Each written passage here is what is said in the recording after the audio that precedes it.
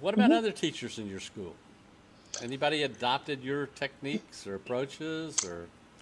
The other grade one teacher is very interested in ways to use technology, and he has um, been doing a lot of things. They have a blog, and they have buddies in other parts of the world, and he's been using Skype, and so yes, he is.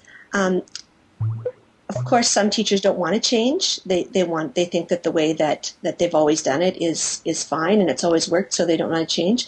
So I would say that they're at different places along that journey. Some are doing it much more so than others, and we all are different and and have different priorities and things we believe. Not there's nothing I can do about that. One of the things that I've asked my students to think about all semester long are really two questions. One, does every teacher have to be technologically literate? And no, when asked directly, about 95% say yes and 5% say no. When given specific situations, they tend to back away from that requirement. And then the second question is, what do we mean by technological literacy? And most of the students come in thinking that that means a little bit of database, a little bit of spreadsheet, a little bit of presentation bit, and a little bit of word processing. They find out, in this class at least, that that doesn't get you anywhere. But can you comment on those two questions? Let's take the first one first. Do you think every teacher ought to be technologically literate, undefined, what we mean by that? Absolutely. Technology, as I said before, is not going away. It's here to stay. If the only thing you can do in technology is word process and work a spreadsheet, that's not technology today. That's 20 years ago technology. That's not adequate for students in 2010. You really need to keep up with what is happening in technology. I would suggest that to do that your students start developing their own online network through whatever means you show them and whatever they are most comfortable with. I belong to several NINGs, which are one way that people are comfortable with exploring new ideas. I'm on Twitter, which for me is a huge tool for finding resources and building a network of people who are interested in the same things that I am and that will help me out and show me, point me to things that can help me in my learning. Because really, that's what it's all about, is that we have to keep learning. There's all sorts of, and some people are huge bloggers, and that's how they learn. People come to their blog and comment, and there's a variety of ways, but you have to find a way that works for you and a way that you can keep in touch with what's happening in technology. Where do you think people ought to start? With blogs or with podcasts or with Twitter or with... I'm kind of an unusual person, I think, because I don't really use technology in my personal life. In fact, I just got a Facebook account last week, and that was only because I couldn't access some sites just because I didn't have an account. So I did that.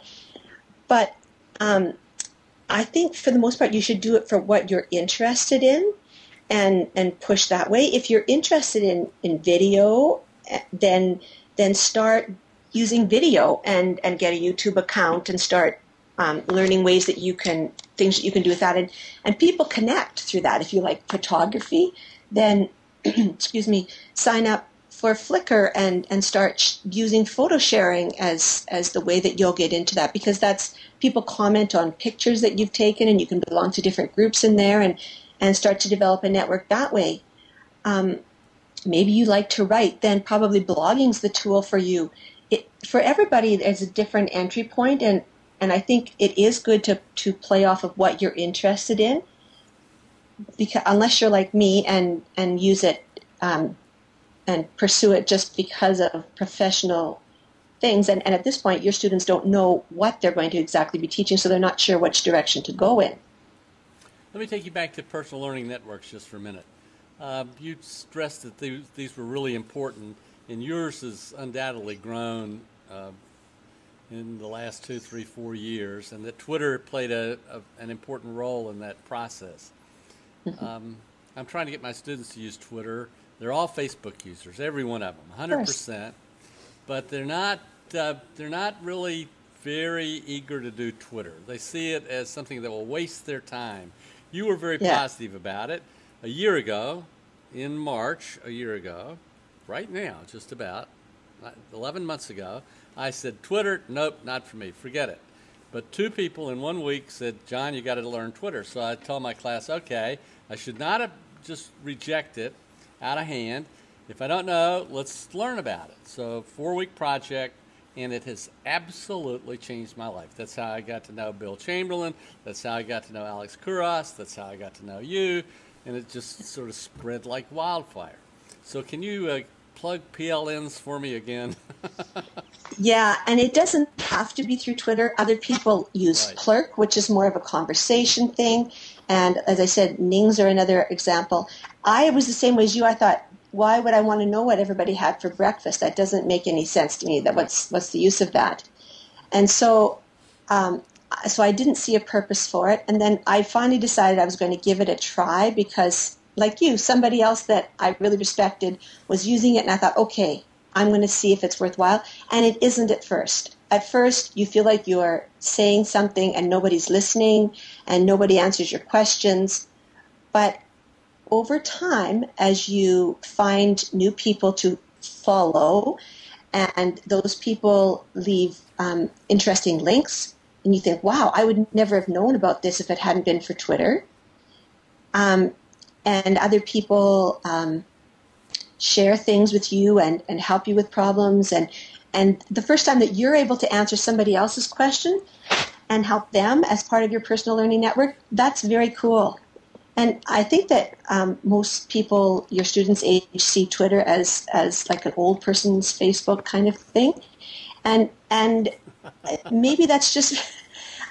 I think there are a lot of students now who are on Twitter as well. I know Alec has some students, and Dean Sharesky has some students who are on Twitter, and maybe that's the place for them to start, not by connecting with people who have been teaching for a while, but with people who are just learning how to teach and who can help them in their assignments by saying, oh, you have an assignment about that.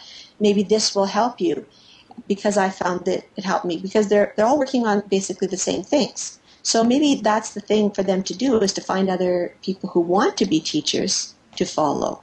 Maybe that will help them to, I don't know, I've got 2 or 3 leads for possible groups of people that might do that, so I'll try that out. Okay.